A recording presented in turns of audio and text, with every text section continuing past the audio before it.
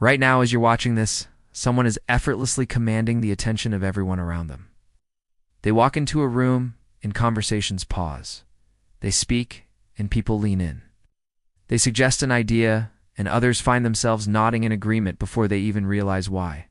Meanwhile, you might be wondering why your words fall flat, why your presence goes unnoticed, why your ideas get dismissed while others with less substance somehow captivate entire rooms. Here's what nobody wants to admit. Charisma isn't a gift you're born with. Influence isn't luck.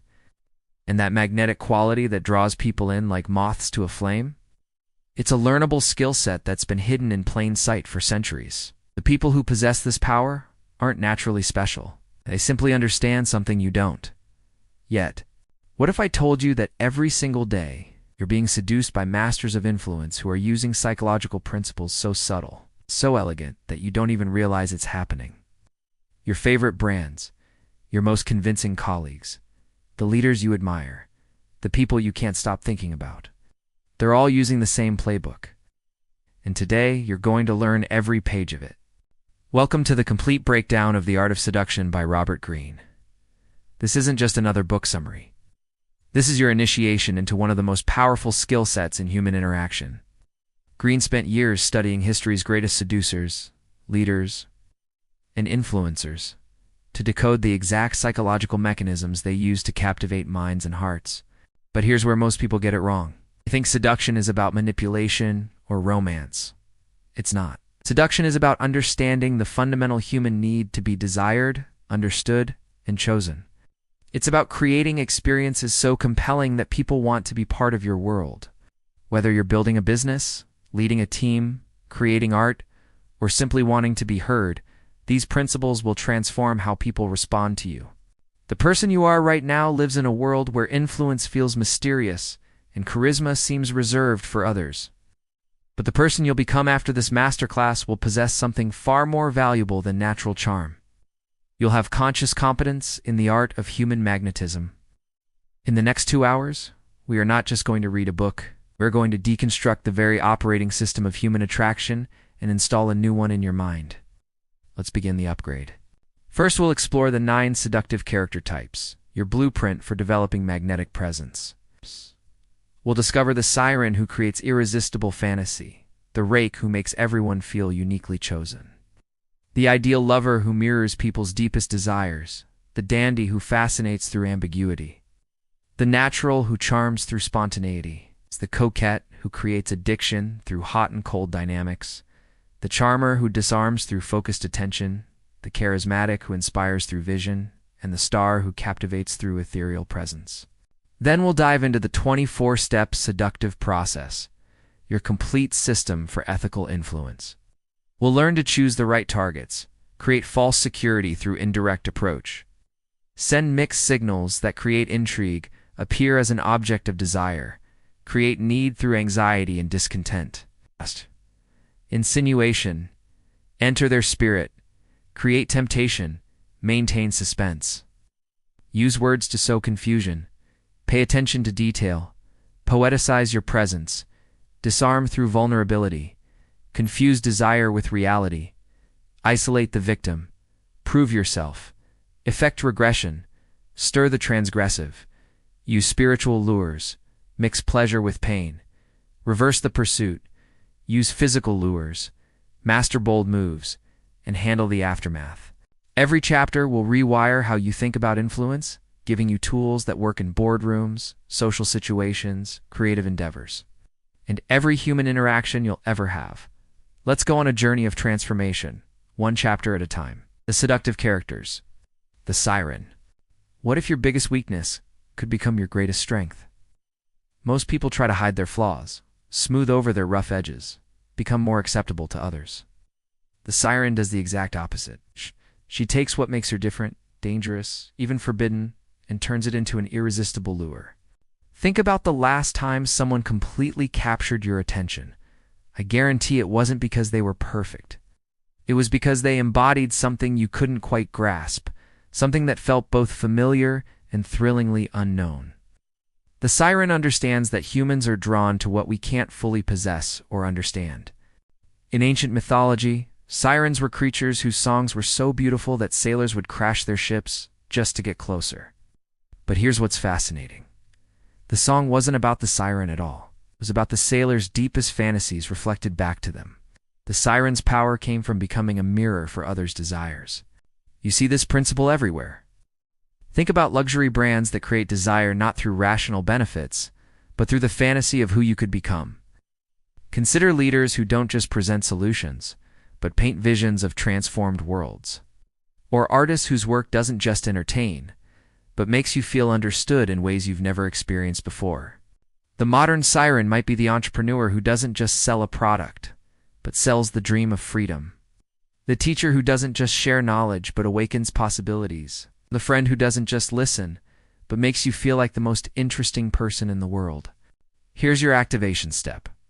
Identify what makes you different, even if it makes others uncomfortable. Instead of hiding this quality, consider how it might be the very thing that makes you unforgettable. Your intensity, your unconventional thinking, your complicated past, your unusual interests.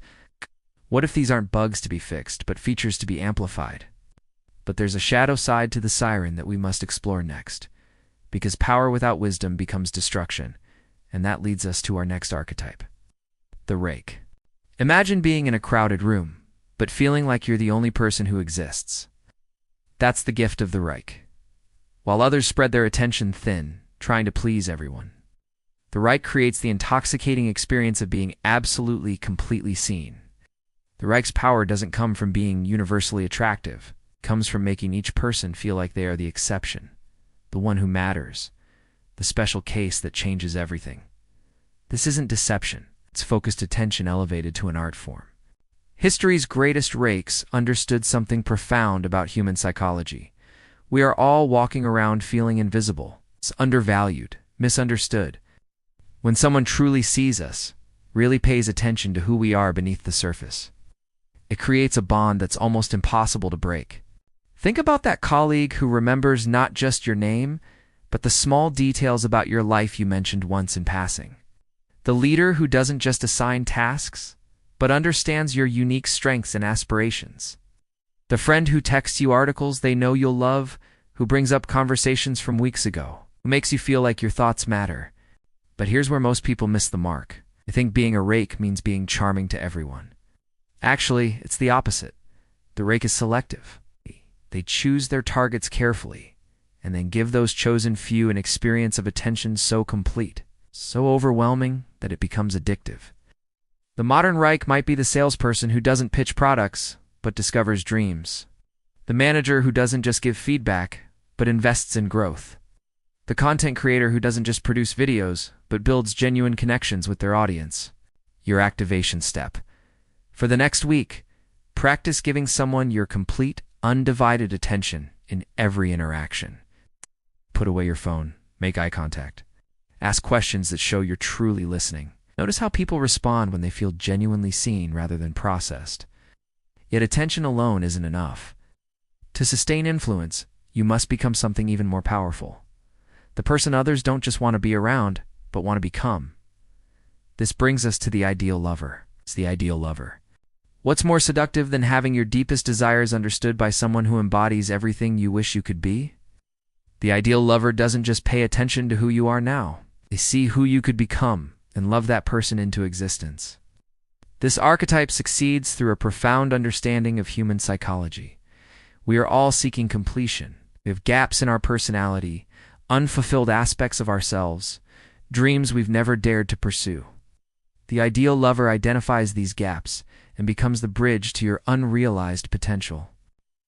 Think about mentors who didn't just teach you skills, but saw capabilities in you that you didn't know existed. Leaders who didn't just manage your performance, but inspired you to exceed your own expectations. Partners who didn't just accept you as you were, but encouraged you to become who you truly wanted to be. The ideal lover studies their target like a skilled psychologist. They notice what you value, what you lack, what you aspire to, and they craft themselves into the embodiment of those missing pieces. If you're analytical, they become intuitive. If you're serious, they bring playfulness. If you're cautious, they model courage. But here's the sophisticated part. They don't become a cheap imitation of what you want. They become a complementary force that makes you feel more complete, when you're around them. They're not trying to be everything to you. They're trying to help you become everything to yourself. The modern ideal lover might be the coach who sees your potential before you do, the colleague who complements your weaknesses with their strengths, the friend who encourages the parts of you that others overlook, the brand that doesn't just sell products, but represents the lifestyle you're aspiring toward. Here's your activation step. Choose someone important in your life and spend time truly understanding not just who they are, but who they're trying to become. What dreams do they have? What qualities do they admire in others? What aspects of themselves are they trying to develop? And consider how you might become a catalyst for that growth. But sometimes the most powerful seduction comes not from completion, but from beautiful contradiction. This paradox is mastered by our next archetype, the dandy. In a world obsessed with fitting in, the dandy stands apart through the power of ambiguity. They understand that humans are simultaneously attracted to the familiar and fascinated by the mysterious. So they create themselves as living contradictions that no one can quite figure out. The dandy's power lies in their refusal to be categorized. They blur boundaries, mix genres, combine opposing elements in ways that shouldn't work, but somehow do. They're masculine and feminine, serious and playful, accessible and aloof, traditional and revolutionary, all at the same time. This creates a psychological effect called cognitive dissonance. Our brains try to categorize everything we encounter to make sense of the world. When we meet someone who defies categorization, our minds become obsessed with solving the puzzle. We can't stop thinking about them because we can't figure them out. Look at the most memorable people in history, business, and entertainment. They rarely fit neatly into one box. David Bowie wasn't just a musician. Steve Jobs wasn't just a tech CEO. Coco Chanel wasn't just a fashion designer. They created themselves as multifaceted beings who couldn't be easily labeled or replaced. The modern dandy might be the entrepreneur who runs a tech company, but speaks like a philosopher. The artist who creates beautiful work with unconventional methods. The leader who's simultaneously tough and vulnerable, traditional and innovative. The person at a party who's equally comfortable discussing quantum physics and reality television. The dandy also understands the power of selective revelation. They don't try to be mysterious about everything.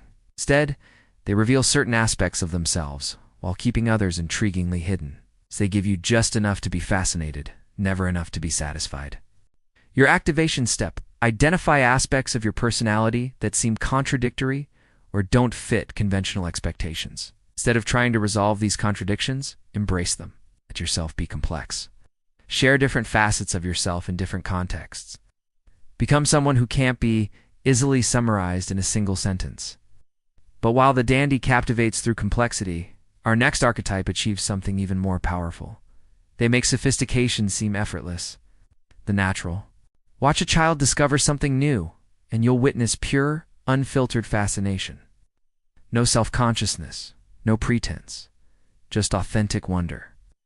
The natural has learned to preserve this quality into adulthood, and it's absolutely magnetic. While everyone else is trying to impress, control, or manipulate, the natural simply exists with genuine enthusiasm for life. They laugh without worrying if it's too loud. They ask questions without fear of seeming ignorant. They pursue interests without concern for what's trendy. This authenticity is so rare in our performance-driven world that it feels revolutionary. The natural's power comes from their ability to make others feel safe, to be genuine too. In their presence, people drop their masks, stop performing, and remember what it feels like to simply be human. This creates bonds that feel incredibly intimate because they're based on truth rather than image management. Think about people who make you feel most relaxed and yourself. They're not the ones trying hardest to impress you. They're the ones who are comfortable enough in their own skin that they give you permission to be comfortable in yours. They listen without judgment, react without filters, and love without conditions. The modern natural might be the leader who admits when they don't know something. The content creator who shares failures alongside successes. The friend who's equally excited about small victories and grand achievements. The teacher who learns alongside their students rather than pretending to have all the answers. But here's what separates the natural from simple naivety. They've chosen authenticity consciously. They understand that most adult behavior is performance, and they've decided to opt out. This isn't ignorance. sophisticated rebellion against a world of artifice. The natural also possesses something our hyper-connected age desperately craves: presence. They're not constantly checking phones, calculating next moves, or worried about how they're being perceived. They're genuinely engaged with whatever is happening right now, and this complete presence is intoxicating. Your activation step. For one full day, practice responding to situations with your genuine first impulse rather than your calculated best response. Notice how it feels to drop the performance and how others react to your authenticity. Pay attention to moments when you catch yourself performing instead of being. Yet sometimes the most powerful seduction comes not from giving everything, but from strategic withholding. This is the domain of our next archetype, the Coquette. What creates more desire? Something you can have any time, or something that remains just out of reach? The Coquette understands that scarcity creates value, and they've turned their availability into their greatest asset. The Coquette doesn't play hard to get as a manipulative tactic. They genuinely have a full, interesting life that doesn't revolve around any one person. This creates a natural rhythm of presence and absence that keeps others in a constant state of pleasant uncertainty. Think about your favorite restaurant. Part of what makes it special is that you can't eat there every day. The anticipation, the special occasion feeling, the way it remains a treat rather than becoming routine. The Coquette applies this same principle to human relationships. They're warm and engaging when present, but they don't need constant validation or attention. They have projects, interests, goals, and relationships that exist independently of any one connection.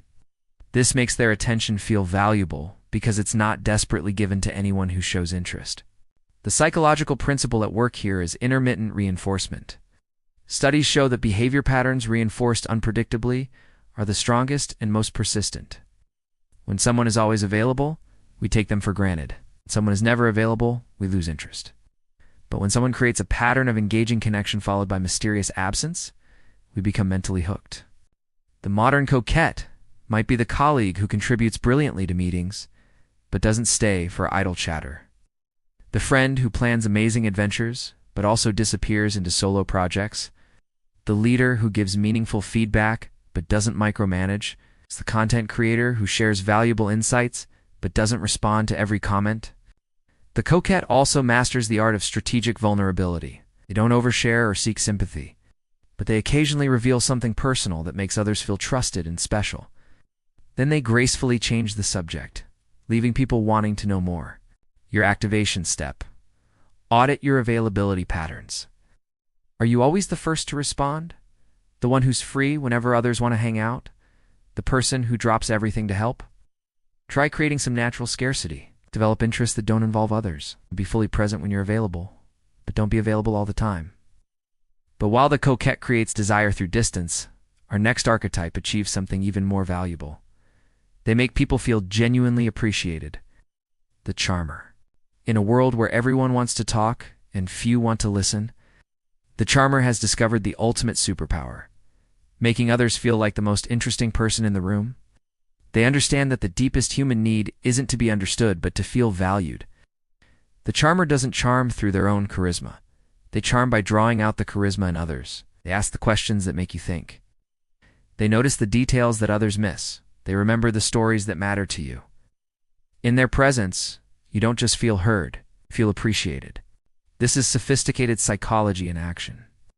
Most people leave conversations feeling drained because they spent the entire time trying to prove their worth, defend their opinions, or compete for attention. The charmer reverses this dynamic entirely. They make conversations feel like gifts rather than battles. Think about the people you most enjoy talking to. They're not necessarily the most interesting people you know. They're the people who make you feel most interesting. They laugh at your jokes, ask follow-up questions about your stories, and seem genuinely curious about your thoughts and experiences.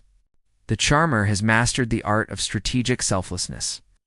They understand that by temporarily suppressing their own ego, they create space for others to shine. And paradoxically, this makes them incredibly memorable and beloved. People don't remember what the charmer said. They remember how the charmer made them feel. The modern charmer might be the manager who remembers their team members' personal goals. The salesperson who focuses on understanding rather than persuading. The networker who introduces others and facilitates connections. The friend who celebrates your victories with genuine enthusiasm. But the charmer also knows when to balance giving with receiving. They're not doormats or people pleasers. They simply understand that in most interactions, there's already too much taking and not enough giving. By leading with generosity, they create abundance rather than scarcity. Your activation step. In your next 5 conversations, challenge yourself to ask more questions than you answer. Focus entirely on understanding the other person's perspective, experiences, and interests. Notice how this changes the dynamic and how people respond to feeling genuinely heard. Yet sometimes influence requires something more than individual charm. Sometimes it requires the ability to inspire collective transformation. This is the realm of our next archetype, the charismatic. What separates a manager from a leader, a speaker from a prophet, an idea from a movement? The charismatic possesses the rare ability to make their personal vision feel like a collective destiny. They don't just convince people to follow them. They convince people to become the heroes of a story larger than themselves. The charismatic understands that humans are meaning-seeking creatures. We want to believe that our lives matter, that our work has purpose, that we're part of something significant.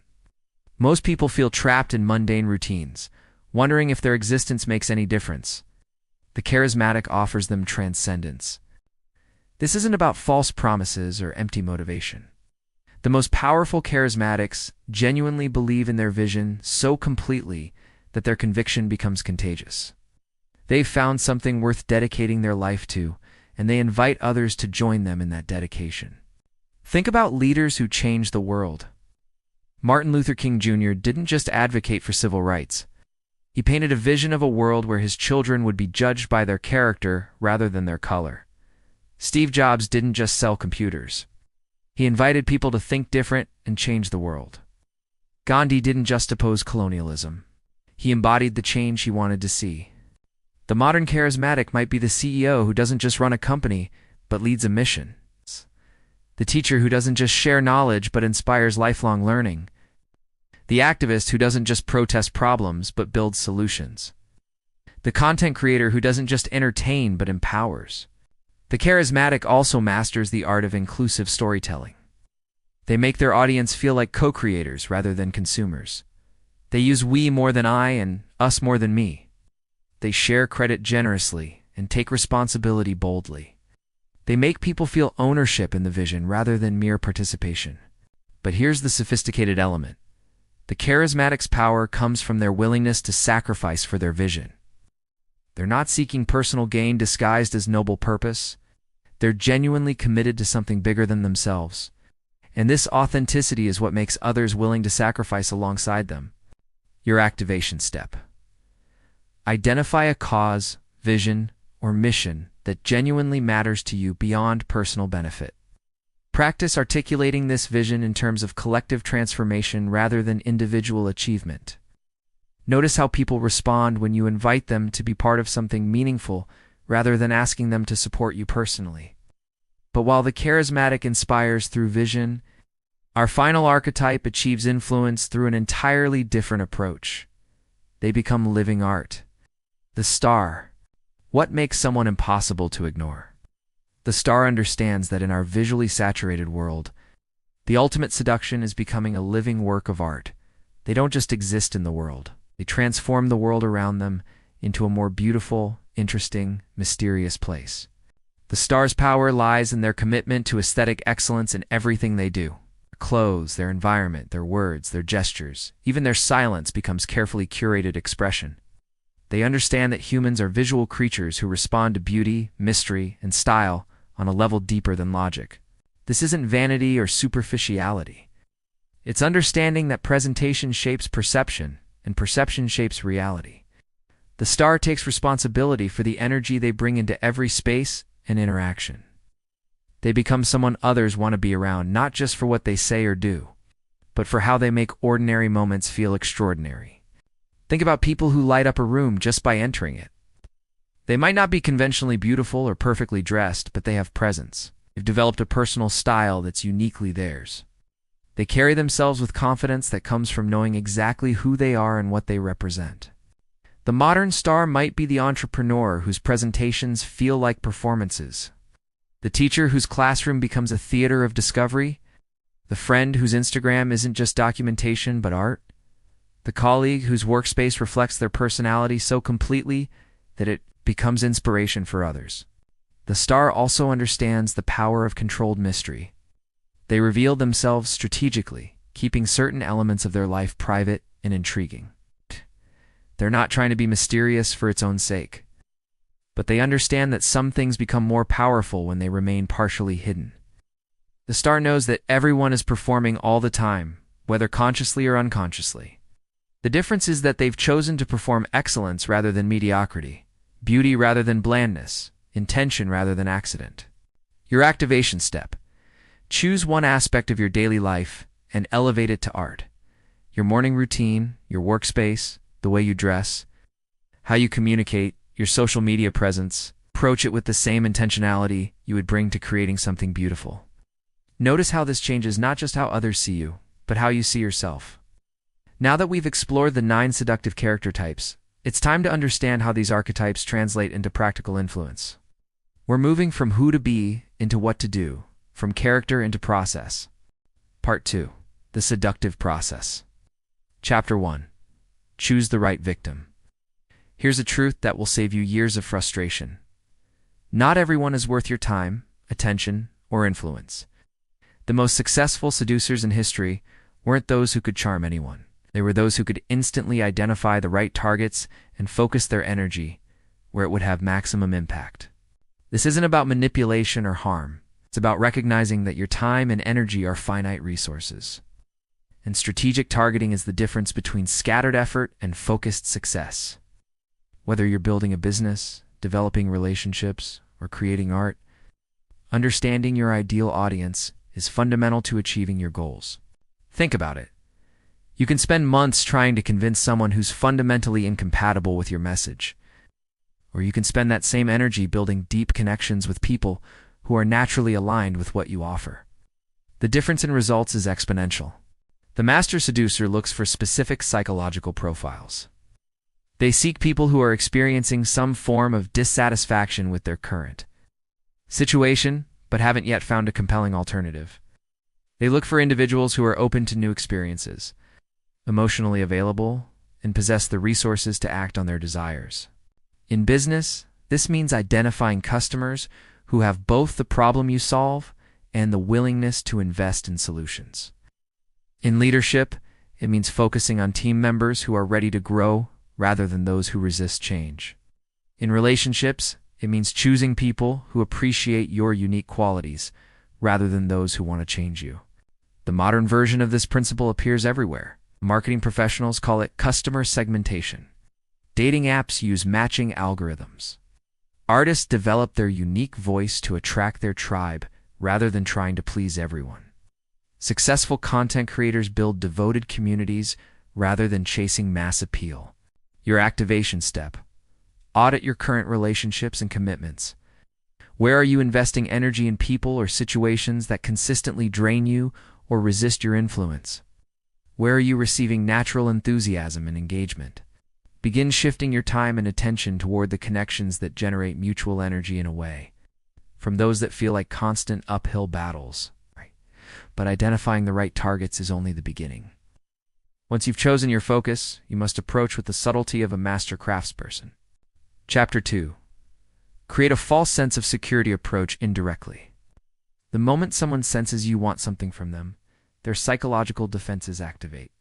Humans have evolved sophisticated radar for detecting manipulation, sales pitches, and hidden agendas. The direct approach triggers resistance. The indirect approach creates curiosity. Master seducers understand that the conscious mind is skeptical, but the unconscious mind is fascinated by patterns, stories, and subtle suggestions. Instead of making demands or stating intentions clearly, they create experiences that allow their targets to reach desired conclusions independently. This principle transforms every aspect of influence. Instead of telling someone what to think, you create conditions that lead them to think it themselves. Instead of asking for what you want directly, you become someone worth pursuing. Instead of pushing your agenda, you make your agenda feel like the natural next step. Think about how the most effective teachers operate. They don't just dump information on students. They ask questions that guide discovery. They create experiences that make abstract concepts feel real. They design learning environments where insights feel personal rather than imposed. The same principle applies in business, relationships, and leadership. The most successful salespeople don't pitch products. They uncover problems and then position their solutions as obvious answers. The most influential leaders don't command behavior. They create cultures where desired actions feel natural and rewarding. The indirect approach also requires patience and sophistication. It means playing longer games, building genuine relationships, and trusting the process rather than forcing immediate outcomes. It means becoming genuinely interesting rather than merely persistent. Modern examples include content marketing that provides value before asking for sales, relationship building that focuses on mutual benefit before personal gain, and leadership that earns authority through competence rather than demanding it through position. Your activation step. Identify a situation where you've been using direct pressure to achieve a goal, instead of continuing to push. Step back and consider how you might create conditions that make your desired outcome feel natural and beneficial to others. Focus on becoming someone others want to engage with rather than someone who needs their compliance. Once you've established initial contact without triggering defenses, the next step is to create a psychological state that keeps them engaged and slightly off balance. Chapter 3. Send mixed signals. Certainty is boring. Predictability is forgettable. The human brain is designed to notice patterns and solve puzzles, which means we're naturally drawn to situations that are slightly confusing, mildly contradictory, and pleasantly uncertain. Mixed signals create cognitive tension that keeps people mentally engaged. When someone can't quite figure you out, they become unconsciously obsessed with understanding you. This isn't about being dishonest or manipulative. It's about embracing the full complexity of your personality, rather than presenting a simplified, predictable version of yourself. Think about the most memorable characters in literature, film, and real life. They're never one-dimensional. The hero has flaws. The villain has admirable qualities. The mentor makes mistakes. The innocent has hidden depths. These contradictions make them feel real and fascinating rather than flat and forgettable. The same principle applies to personal influence. When you occasionally surprise people with unexpected opinions, interests, or reactions, you prevent them from categorizing and dismissing you. You become someone who requires ongoing attention and consideration. This might mean being professional, but occasionally playful, confident, but sometimes vulnerable, serious about your goals, but willing to laugh at yourself, generous with your time, but protective of your boundaries. The key is that these contradictions feel authentic rather than calculated. Mixed signals also prevent others from taking you for granted. When your responses are somewhat unpredictable, people pay more attention to what you say and do. They can't assume they know how you'll react, so they remain alert and engaged in interactions with you. The modern application might be the leader who's both demanding and supportive, the content creator who shares both successes and failures, the friend who's incredibly loyal but also maintains independence, the brand that's both premium and accessible. Your activation step. Identify areas where you've become too predictable or one-dimensional in how you present yourself. Experiment with revealing different facets of your personality that might seem contradictory, but are genuinely part of who you are. Notice how people respond when you become slightly harder to categorize. But creating intrigue is only valuable if people believe others desire what you offer. This brings us to one of the most powerful psychological principles in human influence. Chapter 4. Appear to be an object of desire, create triangles. Nothing creates desire like competition. The moment someone believes that others want what you have, you become exponentially more attractive.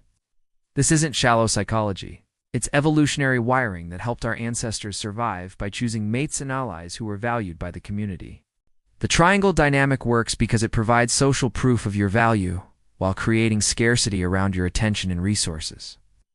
When people see that others desire your time, appreciate your work, or compete for your attention, they automatically assume there must be something special about you worth pursuing. This principle operates everywhere in human society. Restaurants with lines outside attract more customers than empty ones with identical food. Job candidates who mention other opportunities get better offers. Dating profiles that suggest popularity receive more interest. Products with waiting lists create more demand than those available immediately. But creating triangles isn't about manufacturing fake competition or playing manipulative games. It's about genuinely building a life and work that attracts natural appreciation and interest from multiple sources. It's about becoming someone who is legitimately in demand because of the value they create. The sophisticated approach involves subtly allowing evidence of your popularity to become visible without bragging or showing off. This might mean casually mentioning other projects when discussing your work, having others speak about your value rather than promoting yourself, or simply being busy enough with meaningful activities that your time becomes naturally scarce. The triangle also works in reverse. When you show genuine appreciation for others' value and acknowledge that they have choices, you paradoxically become more attractive to them. People want to be chosen by someone who could choose others, not someone who has no alternatives. Modern examples include influencers who are clearly sought after by brands, professionals who are recommended by mutual connections, artists whose work is shared by fans, leaders who are invited to speak at multiple events. Your activation step. Audit your current positioning. Are you presenting yourself as someone who is chosen by others, or someone who needs others to choose you? Look for authentic ways to demonstrate that you have options and are valued by multiple people or organizations. Focus on building genuine relationships and creating real value rather than manufacturing fake popularity. However, simply appearing desirable isn't enough if people feel satisfied with their current situation. Sometimes you must create the very need that you're positioned to fulfill. Chapter 5. Create a need. Stir anxiety and discontent. Comfortable people don't change. Satisfied people don't seek new solutions. Content people don't become passionate followers. The master of influence understands that transformation begins with recognizing the gap between current reality and desired possibility. This isn't about creating artificial problems or exploiting genuine suffering. It's about helping people recognize dissatisfactions they may have been ignoring and possibilities they hadn't previously considered. It's about bringing unconscious desires into conscious awareness. Think about how the most effective movements in history began. Civil rights leaders didn't create racial injustice, but they made it impossible to ignore. Environmental activists didn't create climate change, but they made its consequences visible and urgent. Entrepreneurs don't create market needs, but they identify unmet desires and unsolved problems. The process works through contrast and comparison. You show people what's possible, their current situation suddenly feels insufficient. When you demonstrate better ways of living, working, or thinking, the status quo becomes unacceptable. When you paint vivid pictures of transformation, staying the same feels like stagnation. But this principle requires ethical application. The goal isn't to make people miserable or dissatisfied with good situations. It's to help them recognize where they're settling for less than they could have, where they're tolerating problems that could be solved, where they're accepting limitations that could be transcended. The modern application appears in coaching that helps clients recognize their untapped potential, marketing that highlights the cost of inaction, leadership that challenges teams to achieve more than they thought possible, art that makes people question their assumptions about reality. The sophisticated version also provides hope alongside discontent. It's not enough to make people aware of problems. You must simultaneously demonstrate that solutions exist and are achievable. You create productive tension rather than paralyzing despair. Your activation step. Identify an area where people in your life or audience are tolerating situations that could be dramatically improved. Practice articulating both the cost of maintaining the status quo and the benefits of pursuing change. Focus on helping them see gaps they hadn't previously noticed, rather than trying to convince them they should be unhappy. Once you've created awareness of need, the next step is to position yourself as the solution, without seeming pushy or self-serving. Chapter 6. Master the Art of Insinuation. Direct statements trigger analytical thinking and potential resistance. Subtle implications slip past the conscious mind and plant seeds in the unconscious. The art of insinuation allows you to communicate powerful ideas without the recipient feeling like they're being sold, convinced, or manipulated. Insinuation works through suggestion, metaphor, story, and implication. Instead of stating conclusions, You provide information that leads others to reach those conclusions independently. Instead of making claims about yourself, you create situations where others draw positive inferences about your character and capabilities. This is the difference between saying, "I'm trustworthy," and consistently demonstrating reliability until others conclude you're trustworthy themselves. It's the difference between claiming you're innovative and casually mentioning projects that reveal your creative thinking. Master insinuators use stories to communicate values, analogies to explain complex concepts, and questions to guide thinking. They understand that the human mind is more convinced by discoveries it makes than by arguments it hears. When people feel like they've figured something out themselves, they become emotionally invested in that conclusion. Think about how the most persuasive people you know operate. They don't lecture or argue. They share experiences that illustrate their points. They ask questions that lead you to obvious conclusions. They create contexts where their desired message becomes self-evident rather than imposed. The modern master of insinuation might be the consultant who shares case studies instead of making promises, the leader who tells stories that embody the culture they want to create, the content creator who uses examples that make their philosophy obvious without stating it directly. Your activation step.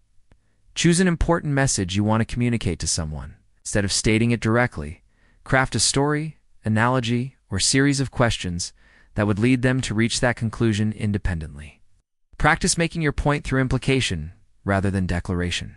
But insinuation alone isn't enough if you remain an outsider looking in. True influence requires becoming part of someone's inner psychological world. Chapter 7. Enter their spirit. The ultimate form of connection happens when you understand someone so completely that you can see the world through their eyes, feel what they feel, and think how they think. This isn't about losing yourself or becoming someone else. It's about developing the empathetic intelligence to truly comprehend another person's reality. When you enter someone's spirit, you gain access to their motivations, fears, dreams, and decision-making processes. You understand not just what they want, but why they want it. See not just their current position, but the experiences that shaped their perspective. This level of understanding allows you to communicate in their language, address their real concerns, and present ideas in ways that resonate with their existing beliefs and values. You become someone who truly gets them, rather than someone trying to change them. The process requires genuine curiosity about other people's experiences. It means asking questions not to advance your agenda, but to understand their world. It means listening for the emotions behind the words, the fears behind the resistance, the dreams behind the goals. Think about relationships where you felt truly understood. The other person didn't just hear your words. They grasped your underlying feelings, recognized your deeper motivations, and responded to who you really were rather than who you appeared to be on the surface. The modern application appears in customer research that goes beyond demographics to understand psychological motivations. In leadership that adapts communication styles to different personality types, in content creation that speaks directly to audience concerns and aspirations. But entering someone's spirit also requires maintaining your own center. The goal isn't to become them, but to understand them well enough to build genuine bridges between your world and theirs. Your activation step. Choose someone important in your personal or professional life, and spend the next week focusing entirely on understanding their perspective. Ask questions about their experiences, motivations, and concerns without trying to influence or respond with your own views. Practice seeing situations from their point of view. Once you truly understand someone's inner world, you can begin to create experiences that feel irresistibly appealing to their specific psychology. Chapter 8. Create temptation. Desire isn't created through logical arguments or rational benefits. It's created through carefully crafted experiences that make people feel what it would be like to have what you're offering. Temptation works by making the abstract concrete and the distant immediate. The master of temptation understands that humans make decisions emotionally and then justify them logically. So instead of presenting facts and figures, they create scenarios where people can imagine themselves experiencing the transformation, pleasure, or success being offered.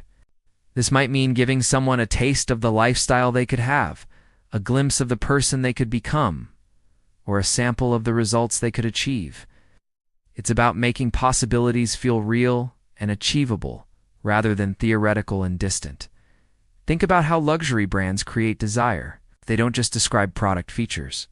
They create environments where you can experience the lifestyle their products represent. They make you feel sophisticated, successful, and special while you're in their presence, creating an association between their brand and those emotions. The same principle applies to personal influence. Instead of telling someone about the benefits of following your advice, you create situations where they experience those benefits firsthand. Instead of describing what working with you would be like, you provide samples of that experience. The modern version might be the consultant who provides valuable insights in initial conversations, the coach who creates breakthroughs in discovery sessions, the leader who gives people opportunities to experience success before asking for long-term commitment. But temptation must be balanced with restraint. If you give everything away immediately, there's no reason for people to want more. The art is in providing enough of an experience to create desire, while maintaining enough scarcity to sustain interest. Your activation step. Identify something you want people to commit to or believe in. Instead of explaining its benefits, design a way for them to experience a small version of those benefits directly. Create a taste of the transformation rather than a description of it. However, even the most compelling temptation loses its power if people know exactly what to expect next. Maintaining influence requires the strategic use of uncertainty. Chapter 9. Keep them in suspense. What comes next? Predictability is the enemy of engagement. When people know exactly what you're going to do, say, or offer next, their attention wanders to more interesting uncertainties. The power of suspense lies in creating controlled anticipation that keeps people mentally and emotionally invested in your story. This isn't about being randomly unpredictable or artificially mysterious. It's about understanding that human beings are naturally curious creatures who become obsessed with unresolved tensions and unanswered questions. When you master the art of suspense, you become someone people can't stop thinking about. Think about the most engaging stories you've experienced. They don't reveal everything at once. They provide just enough information to maintain interest, while withholding enough detail to keep you guessing. They create questions in your mind that demand answers, emotional investments that require resolution. The same psychological principle applies to personal and professional influence. When people can't quite predict your next move, they pay closer attention to everything you do. When they're not sure how you'll respond to situations, they remain alert and engaged in interactions with you.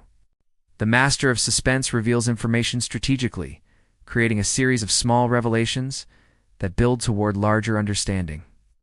They might hint at exciting projects without revealing all the details, share partial stories that require follow-up conversations, or demonstrate capabilities without fully explaining their methods.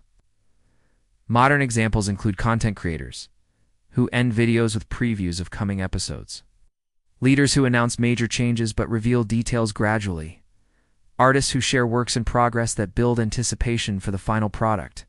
But suspense requires authenticity. You can't manufacture mystery around nothing or create artificial drama around mundane situations. The uncertainty must be genuine, and the eventual revelations must be worth the wait. Your activation step. Audit your communication patterns. Are you revealing everything immediately or creating natural points of anticipation? Practice sharing information in stages that build engagement rather than dumping everything at once. Create legitimate reasons for people to want to hear more from you. Yet suspense without substance becomes manipulation. To maintain ethical influence, you must combine mystery with genuine value, which brings us to the power of language itself.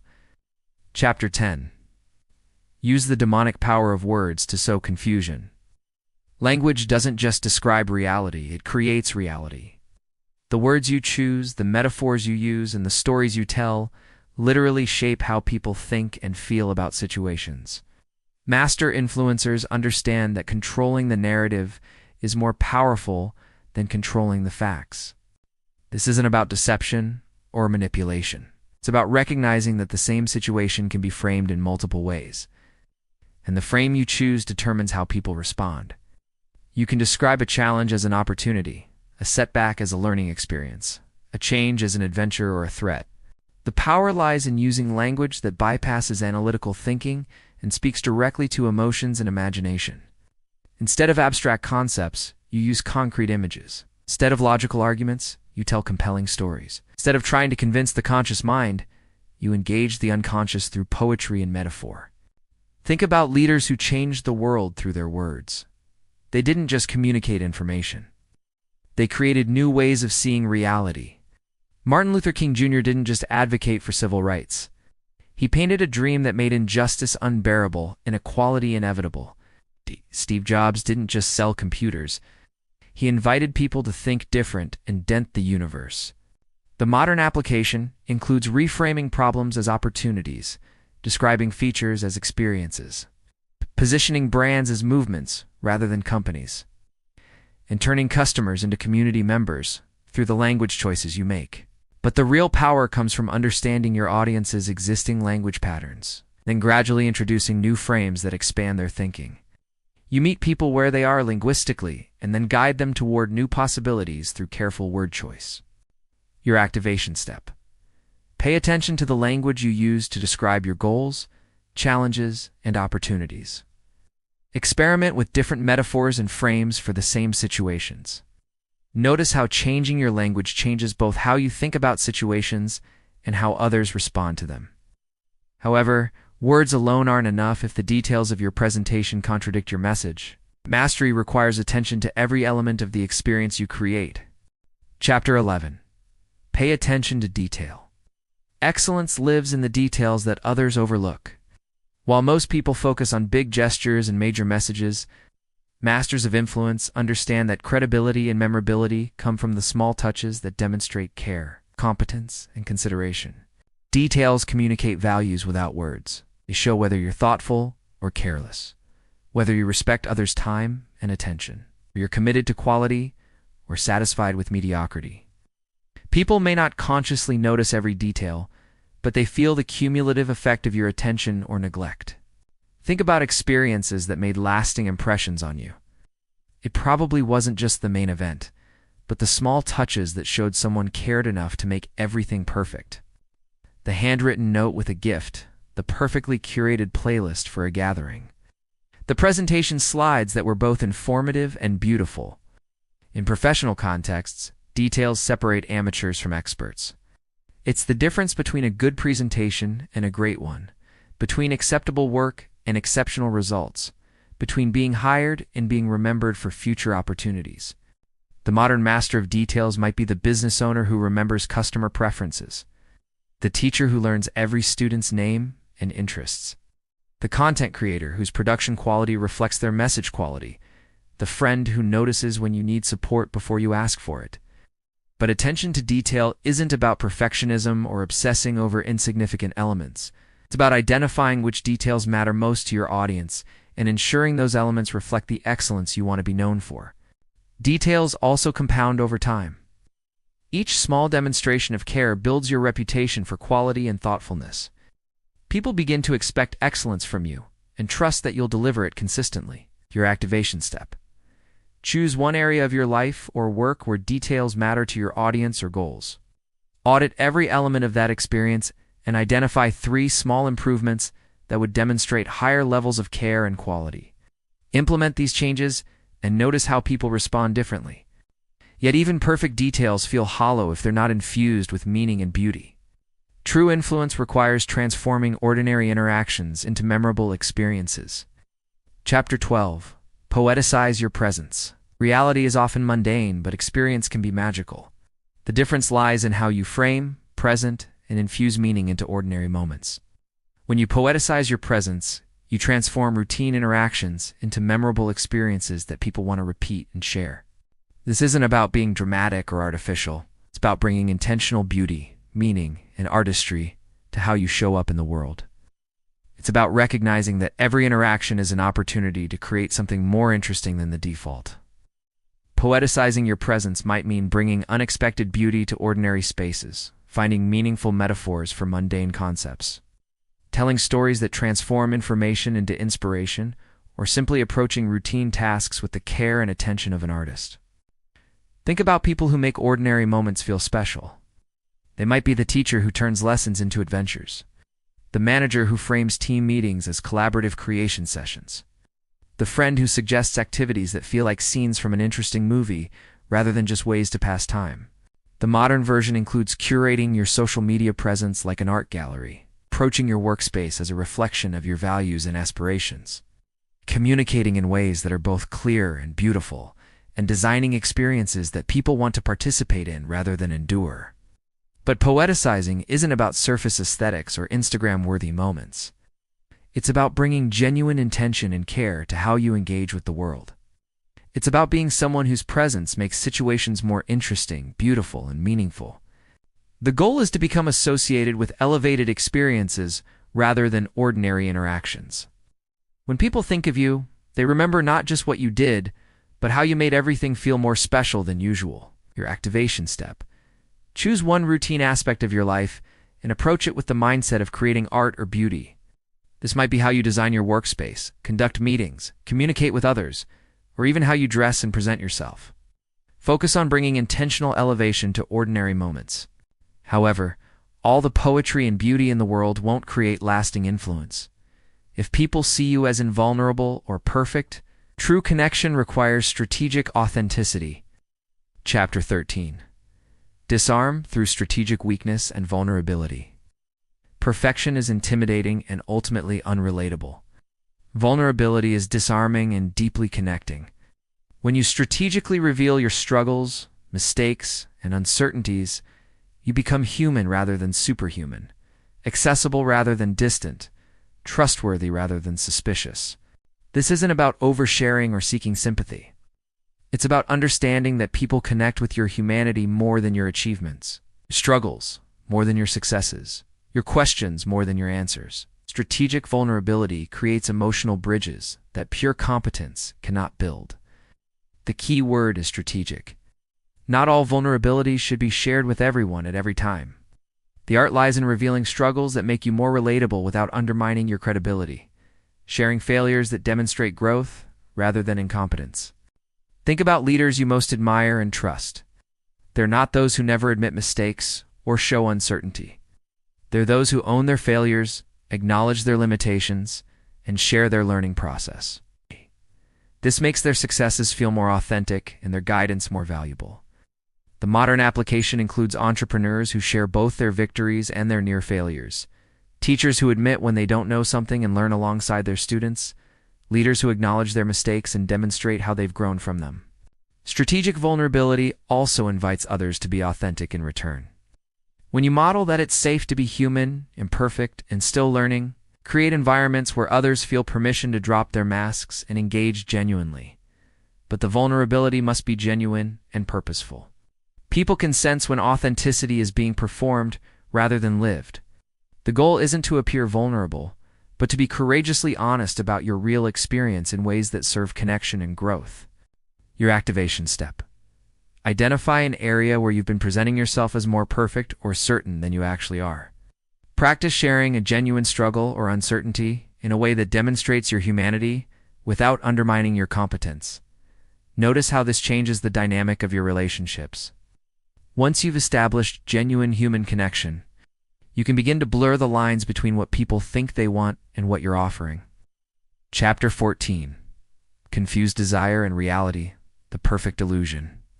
The most powerful influence happens when people can't distinguish between what they actually want and what you're offering them. This isn't about deception. It's about understanding desires so completely that you can position yourself as the embodiment of those desires. This principle works because most people don't clearly understand their own wants and needs. They know they're seeking something: success, love, meaning, security, excitement, but they haven't clearly defined what those abstractions would look like in reality. The master influencer becomes the concrete representation of abstract desires. Think about brands that succeed not by selling products, but by selling identities. Apple doesn't just sell computers. They sell the identity of being creative, innovative, and thinking different. Nike doesn't just sell shoes. They sell the identity of being an athlete who pushes limits and achieves greatness. The same principle applies to personal influence. Instead of positioning yourself as someone with skills or knowledge, you become someone who represents the qualities others want to develop. Instead of offering services, you embody the transformation people are seeking. The perfect illusion is created through careful observation of what people admire, aspire to, and secretly wish they could become. Then you demonstrate those qualities so naturally that being around you feels like stepping into the life they want to live. Modern examples include coaches who embody the confidence their clients want to develop, entrepreneurs who represent the freedom their customers seek, artists who channel the creativity their audience wants to express. But this only works when the illusion is built on genuine substance. You can't fake being something you're not for extended periods. The most powerful version of this principle involves actually becoming the person who naturally embodies what others desire, rather than simply performing those qualities. Your activation step. Identify what your target audience most deeply desires to become or experience. Audit whether your current presentation authentically embodies those qualities. Focus on genuinely developing the characteristics that would make you a natural representation of their aspirations. However, even the most compelling illusion can be disrupted by external influences and competing priorities. Sometimes true influence requires removing distractions entirely. Chapter 15. Isolate the victim. Attention is the most valuable currency in the modern world, and it's constantly being divided among countless competing demands. When you're one voice among many, your influence becomes diluted. When you become the only voice someone hears, your impact becomes exponential. Isolation isn't about physical separation or cutting people off from their support systems. It's about creating focused environments where your message, presence, and influence can be experienced without distraction or competition. It's about becoming the primary reference point during crucial decision-making moments. This might mean creating exclusive experiences where people can focus entirely on what you're offering. Scheduling one-on-one conversations instead of group meetings, designing retreats or workshops that remove people from their usual environments and influences. Think about the most transformative experiences in your life. They probably happened when you were somehow separated from your normal routine and influences, whether it was a conference, retreat, intensive course, or simply a deep conversation without distractions. The isolation allowed for focused attention and deeper impact. The modern application includes creating immersive experiences for customers or clients, designing content that demands undivided attention, building communities where your influence becomes the primary reference point, or simply ensuring that important conversations happen without competing distractions. But ethical isolation enhances rather than restricts people's choices. The goal is to create space for clear thinking and genuine connection, not to manipulate through dependency or control. You're removing noise so people can hear their own wisdom more clearly, not replacing their judgment with yours. The most powerful version of this principle involves becoming so valuable that people voluntarily seek out your exclusive attention and advice. They choose to isolate themselves with you because the experience is uniquely beneficial. Your activation step. Identify situations where your influence is being diluted by competing voices or distractions. Design ways to create more focused, exclusive experiences with the people you want to influence. This might be through private conversations, specialized environments, or simply ensuring important discussions happen without interruptions. Once you have focused attention, you must demonstrate that your influence is worth the investment of that attention. Chapter 16. Prove yourself. Words create interest, but actions create belief. No matter how compelling your promises or how attractive your vision, lasting influence requires demonstrating your value through concrete results. People need evidence that following your lead will actually improve their lives. This isn't about showing off or proving your worth to everyone. It's about providing specific, relevant demonstrations of your capability to the people whose trust and followership matter most to your goals. It's about earning influence through performance rather than demanding it through position. The most powerful proof comes from results that directly benefit your target audience. Instead of talking about what you could do, you show what you have done. Instead of making promises about the future, you create value in the present that serves as evidence of future potential. Think about professionals you most trust and respect. They're not those who make the biggest claims about their abilities. They're those who consistently deliver results, solve real problems, and create tangible value in your life. Their influence comes from accumulated evidence of competence.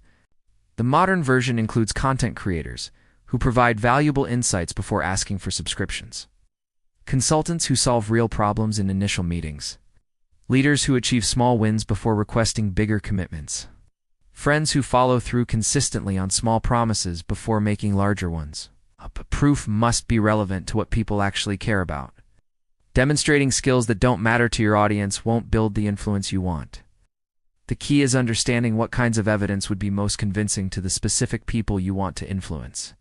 The process also requires patience and consistency. One impressive demonstration might create temporary interest, but sustained influence requires repeatedly proving your value across different situations and challenges. Your activation step.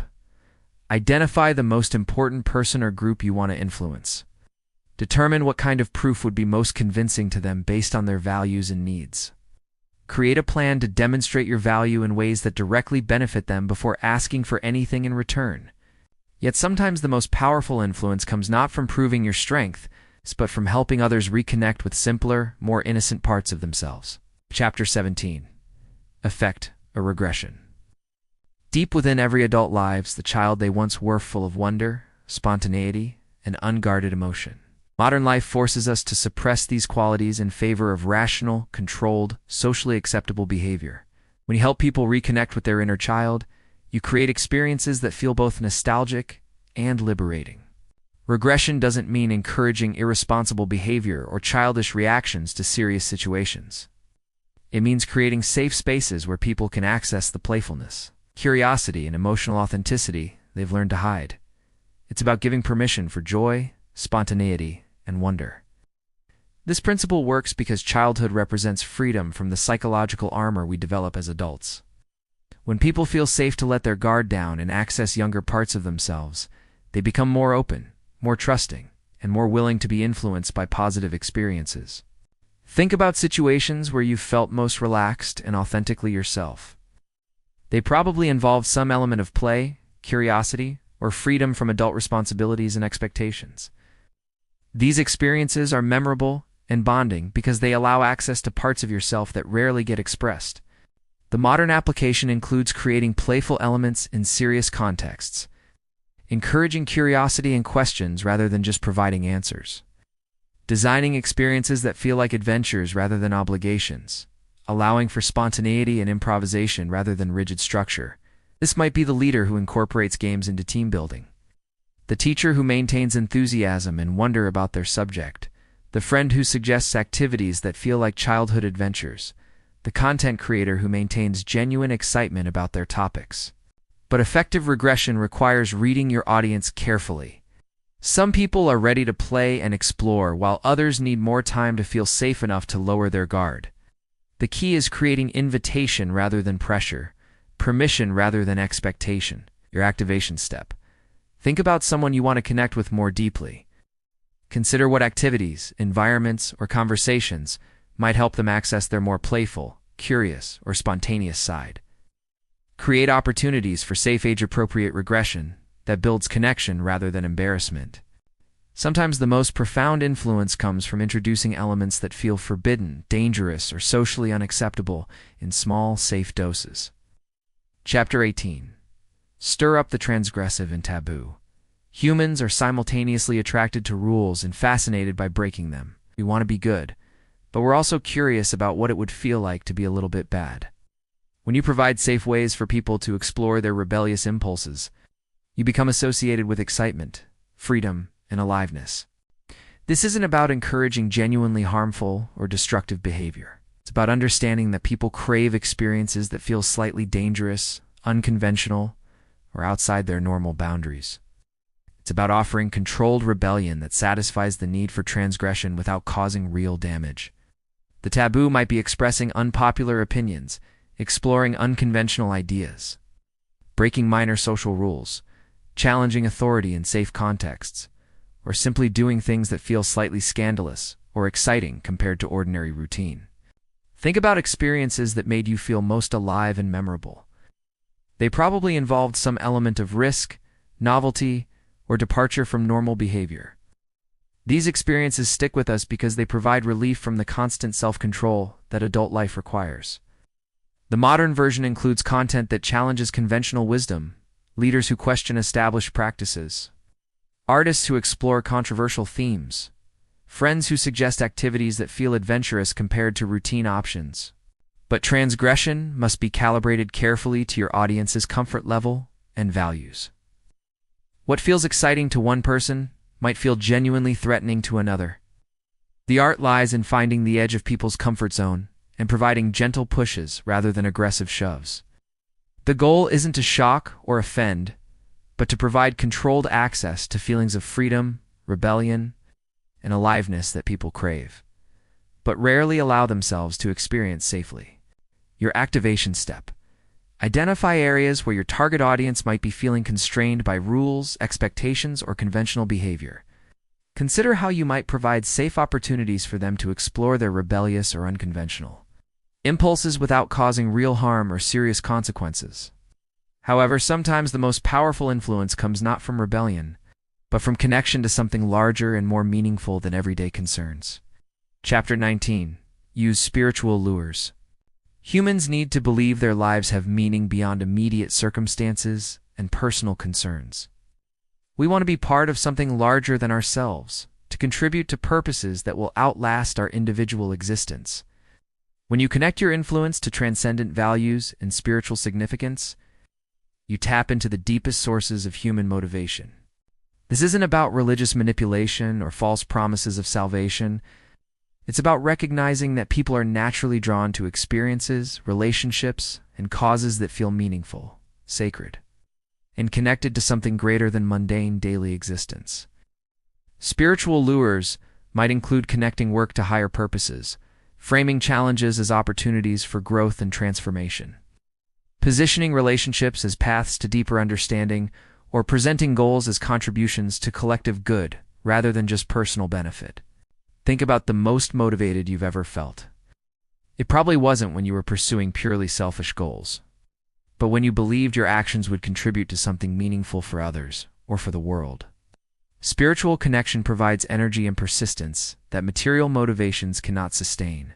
The modern application includes businesses that position themselves as movements for positive change, leaders who connect team goals to larger purposes, artists who channel universal themes through personal expression, content creators who help people find meaning in their struggles and aspirations. But spiritual lures must be authentic rather than manipulative. People can sense when transcendent language is being used to disguise selfish motives. The most powerful version of this principle involves genuinely connecting your goals to purposes that are meaningful to both you and your audience. The key is helping people see how their participation in what you're offering serves not just their personal interests, but contributes to something valuable for others and for the future. Your activation step. Examine your current goals and projects. Identify how they connect to larger purposes or meaningful contributions beyond personal benefit. Practice articulating these connections in ways that help others see the spiritual significance of participating with you. Yet spiritual connection without emotional intensity often feels abstract and theoretical. Sometimes influence requires creating experiences that are simultaneously transcendent and viscerally engaging. Chapter 20. Mix pleasure with pain. Pure pleasure becomes boring through repetition. Pure pain becomes unbearable and drives people away. But the combination of pleasure and pain creates psychological addiction. The contrast makes both sensations more intense, and the unpredictability keeps people emotionally hooked. This principle works because humans are naturally drawn to complexity and intensity. We're bored by relationships and experiences that are entirely predictable and comfortable. We're also repelled by those that are entirely difficult or painful. But combinations that include both elements feel alive and engaging. Think about the most compelling relationships, challenges, and experiences in your life. They probably included elements of both satisfaction and frustration, joy and struggle, comfort and growth. These mixed experiences are memorable because they engage your full emotional range.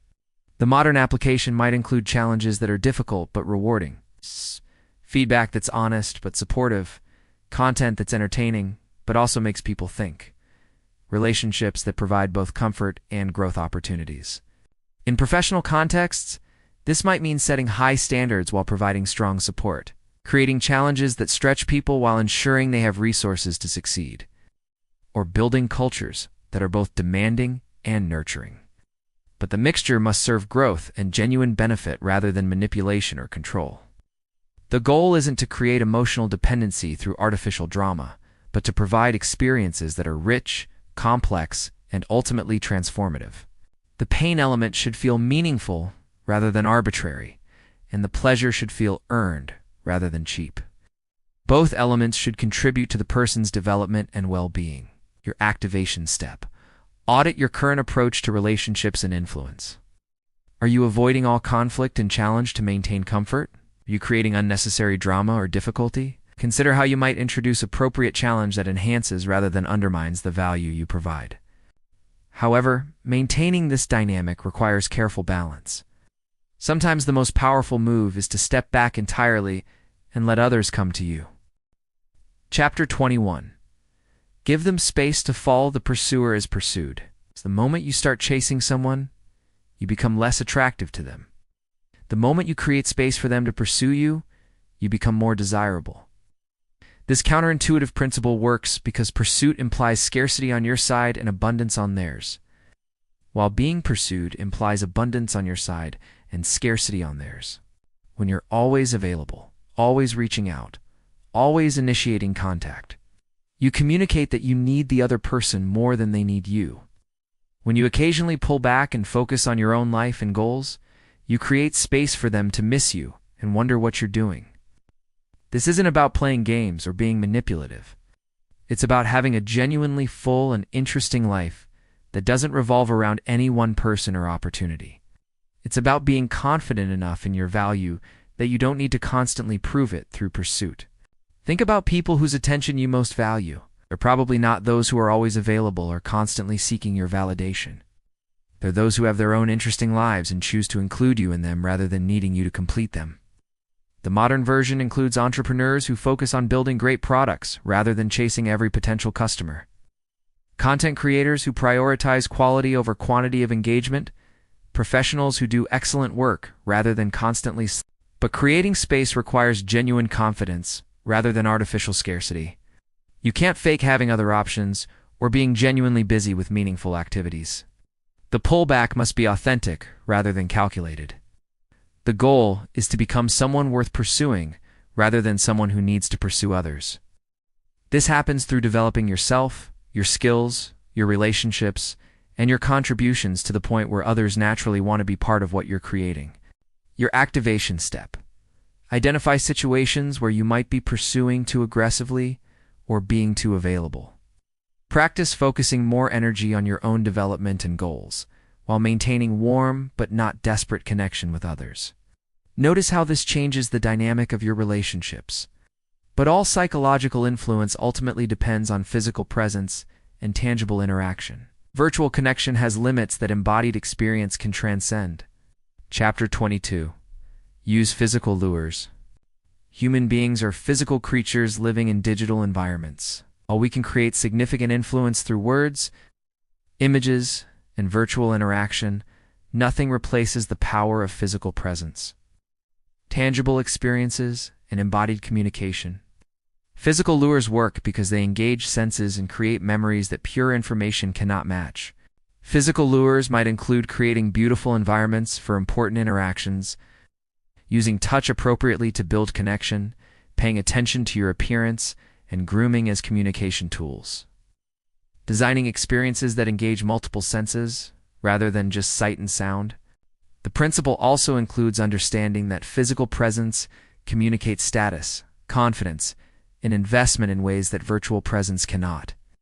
When you show up in person for important conversations, when you create tangible value rather than just digital promises, when you engage the physical world rather than just virtual spaces, think about the most influential people in your life. Many of your strongest memories with them probably include physical elements: shared meals, walks together, being in beautiful or meaningful spaces, receiving thoughtful physical gifts, experiencing their confident presence in challenging situations. The modern application includes designing workspaces that reflect your values and professionalism, choosing clothing that communicates your identity effectively, creating in-person experiences for important relationships, using physical tokens or gifts to mark meaningful moments. But physical lures must feel authentic rather than calculated. People can sense when appearance or environment is being used manipulatively rather than as genuine expression of care and quality. The goal is alignment between your physical presentation and your deeper values and goals. Physical presence also includes energy and body language.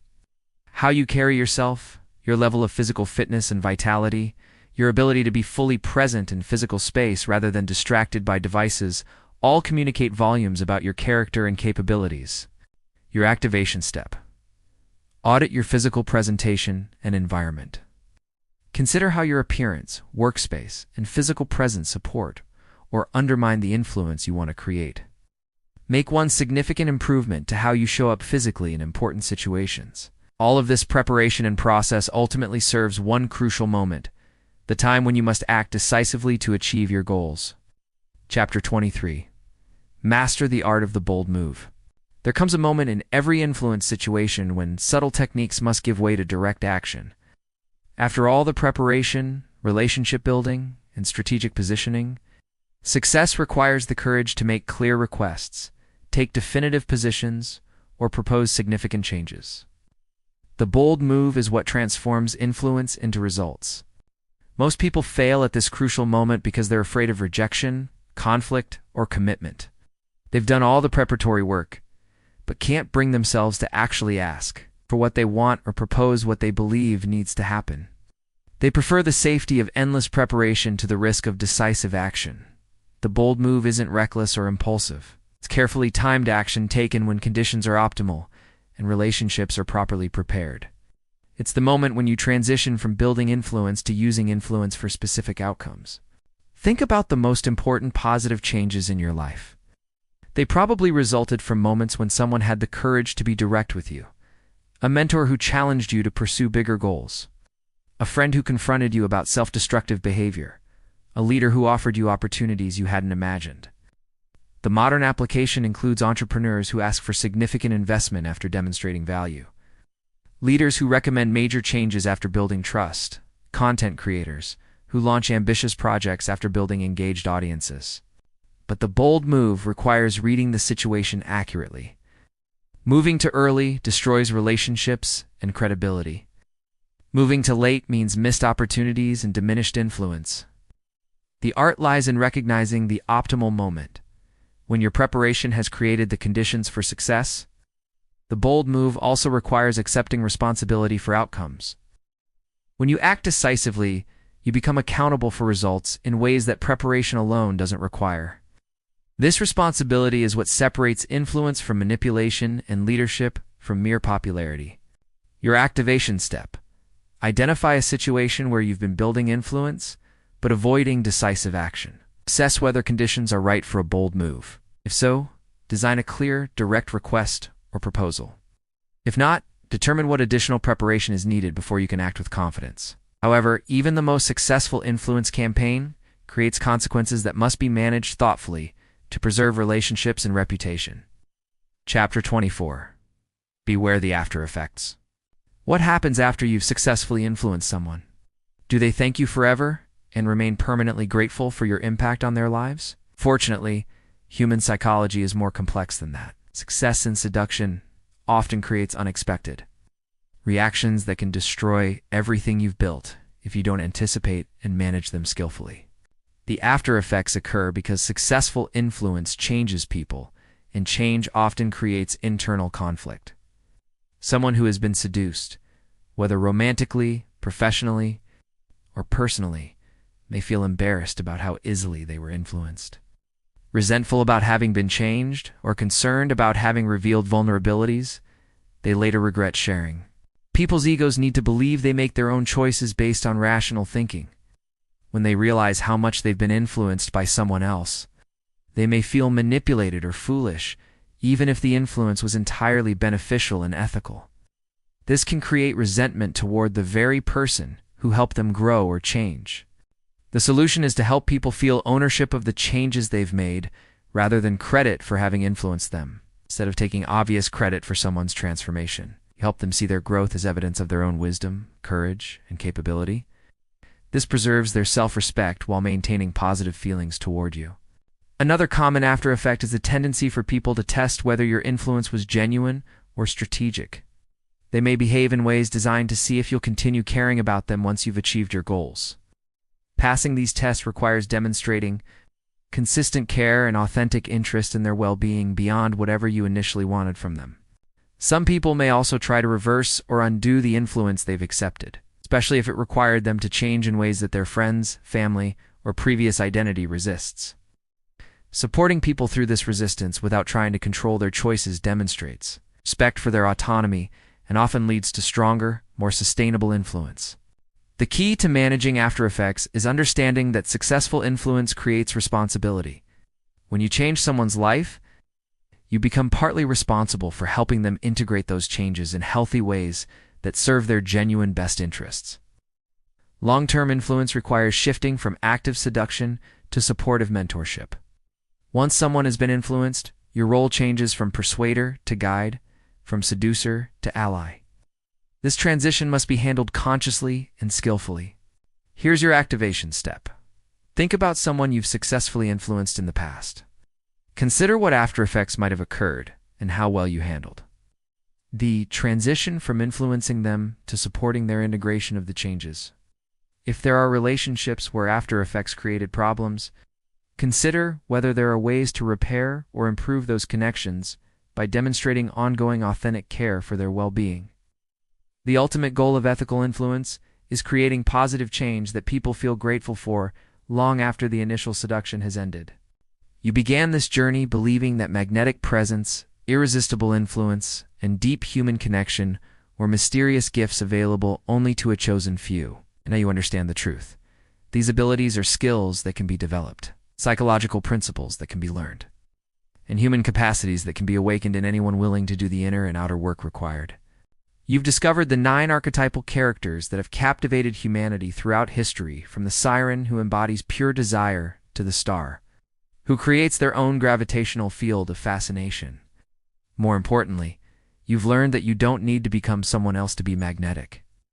You need to become the most authentic, developed, and confident version of who you already are. You've mastered 24 specific strategies for conscious influence that work, because they align with fundamental principles of human psychology. You now understand how to choose people who are naturally receptive to your authentic value, how to approach indirectly to avoid triggering resistance, how to create the perfect balance of certainty and uncertainty that keeps people engaged, and how to build genuine connections that serve everyone involved.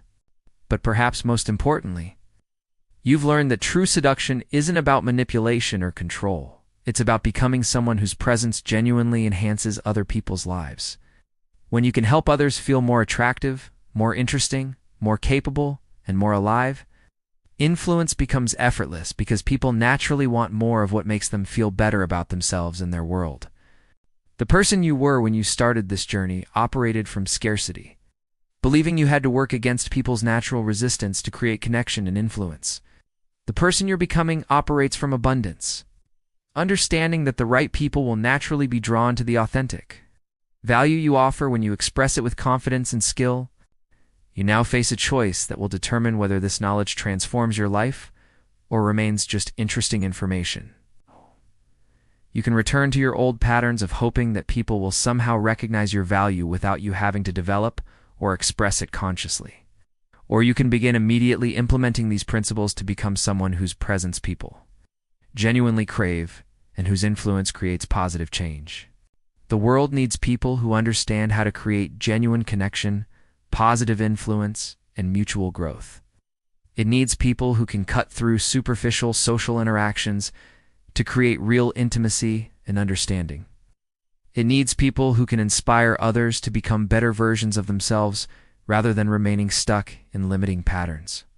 Every interaction you have from this moment forward is an opportunity to practice these principles. Every conversation is a chance to make someone feel more seen and appreciated. Every relationship is a laboratory for developing your ability to create positive influence that serves everyone involved. Don't wait for perfect conditions or complete confidence before you begin. Start with small experiments in your daily interactions. Notice how people respond when you really listen to them, when you pay attention to details they don't expect you to notice, when you ask questions that help them think about their lives in new ways, The magic isn't in the techniques themselves. It's in the person you become as you develop the confidence, authenticity, and genuine care for others that makes these techniques powerful. As you grow into someone whose presence is genuinely valuable to others, influence stops being something you do and becomes something you are. Your transformation is not a destination but a continuous journey of becoming more magnetic, more influential, and more valuable to the people whose lives you touch. The principles you've learned today are tools that will serve you for the rest of your life. It's becoming more powerful as you develop the character and authenticity that make them truly effective. If this journey has resonated with you, if you felt the excitement of understanding principles that most people never discover, then take action on what you've learned. Share your insights with others who are ready to grow. Practice these techniques with integrity and care. Become living proof that magnetic presence and conscious influence are skills that can transform not just your own life, but the lives of everyone around you. The art of seduction, properly understood, is really the art of bringing out the best in yourself and others through conscious, caring, and skilled interaction. Master this art, and you master one of the most important skills for creating a life of deep connection, positive influence, and genuine fulfillment.